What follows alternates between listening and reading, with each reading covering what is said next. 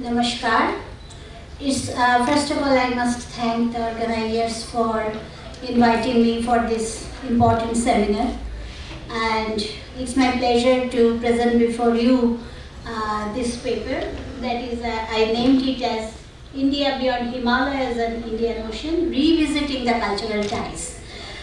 Briefly speaking, actually there are many slides. So I think to cover within 10 minutes, I must do some tactics. I must give you that what are the aspects I have covered here. First of all, I talked about the connectivity, geographical connectivity, both overland and maritime. Second aspect which I talked about, that was the issues of India's cultural influences on Southeast Asia. Religion, gods and goddesses, language, script, literature. And finally, I talked about what we can do today. So, this is the thing.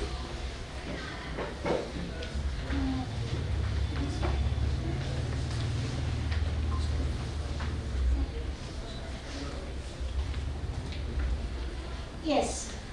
So, this is a general map showing India and Southeast Asia. And these are some maps of past linkages. And this is India, Southeast Asia and beyond, ancient trade routes. You can see the red lines, those are indicating different trade routes.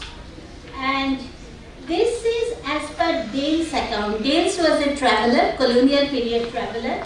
And here you can again see the some lines in purple color where Dale's is talking about 3 alternative types of routes. I am not going into the detail, but those are mostly connecting India with present-day Myanmar and Burma. That is Burma. So first route, second route, third route. Then this map shows about ancient land and maritime routes between India and Burma. You can see these lines; those are indicating our connectivities to connect Southeast Asia. And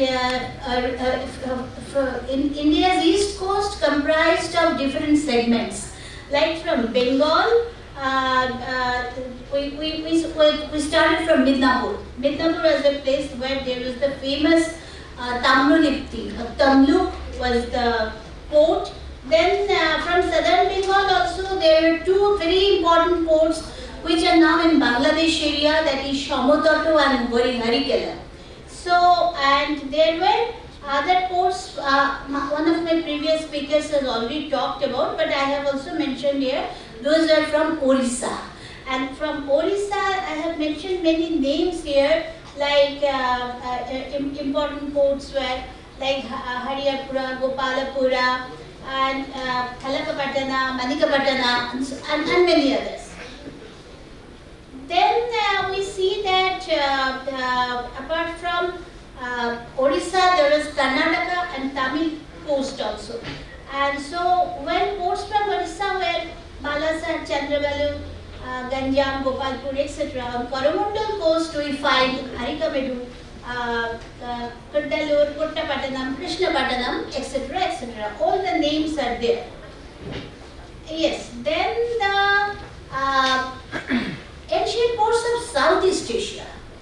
We talked about these Indian ports, but what are the ports in Southeast Asia part? There we see that we had some important ports like Bandon Thapet, then Melaka, Merbui, Patani, Sumatra, Tenasserim. These were very important ports. And about Thailand, in one research, Thai scholar Duliapak, HHRS, he talked about this migration of Brahmanas from India, and he has identified 3 routes. If you see the map, you can see that he has shown that how from different points of India, Indian Brahmanas, they reach different parts of Southeast Asia. The details are there. Yes, this is the account by Duliapak. And so he talked about that there was one route direct from Tamil domain. There was another one which reached from not direct to Thailand but from other region, then back to Thailand, like that. Yes, and these are ancient Indian maritime trade routes.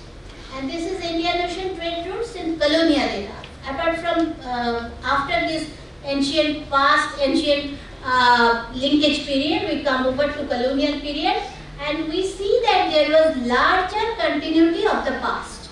Almost all these connectivities of the past were maintained in colonial. Lipi in Bali, Daravati, Thailand, and this is Brahma in Thailand. In Thailand, this is very important thing is that Brahma is not that much worshipped in India as Brahma is worshipped in Thailand. He is a very popular god. Then Phrain, that is Indra in Thailand, and Harihara in Pagana. See, half is Hari, that is Vishnu, and half is Hara, that is Shiva. And this is a common thing. And in Pagan this assemble of many temples are there, and pagodas are there. Inside the pagoda, we often come across this Harihara. Yes, this is Tara. I think our Filipino friend is here, I don't know. So this is Buddhist deity Tara in Philippines. This is up to Philippines, our traits of Hindu gods and goddesses reached. Then architecture with Southeast Asia, with Indian influence. This is the famous Cambodia temple. You can understand that this is the very South Indian style architectural pattern is there. This is Borobudur. Borobudur is also famous for temple architecture. This is the churning of ocean of milk in a 160-foot long Angkor Wat temple in Cambodia. And this depicts a key theme in our Hindu mythology. Then this is Po Nagat temple in Vietnam, Ninh Thuan temple in Vietnam, and these temples have similarities. Details are with me, but I am not going into those details, with our many South Indian temples. Gopuram of Sri Maha Mariam temple in Bangkok. See the Gopuram, that is entry point, same like our any Southeast Asia, our any South Indian temple. Almost done. Then this is Shiva temple in Bangkok.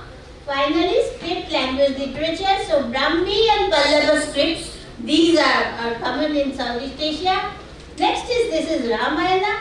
Ramayana studies and Mahabharata stories, then Jatakas, then didactics from Sanskrit fables like Kathacharitchagar, Panchatantra, etc., etc., and of course law books like Dhammasastra of Manu, and also finally Ayurveda and Jyotisha. Those have reached from India to Southeast Asia. And here is a chart which is showing you that what are the different names of Ramayana in different countries of Southeast Asia.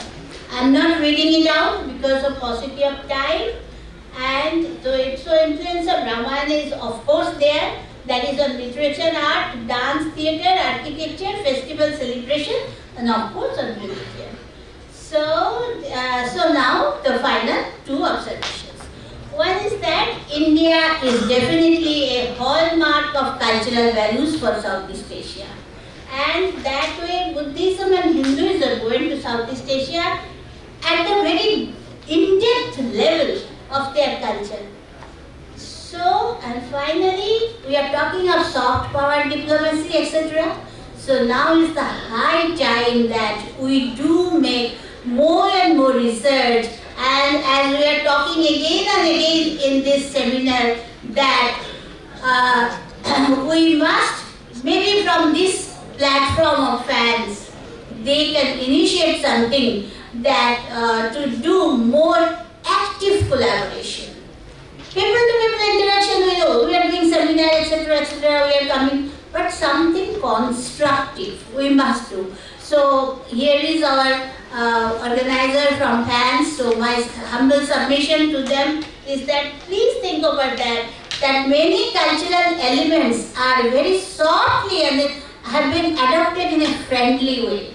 So it is something that there should be a matter of give and take. as Rabindranath Tagore has told, Devyar nipe milabe milabe jabe na fire. That means we will give and we will take. Thank you very much.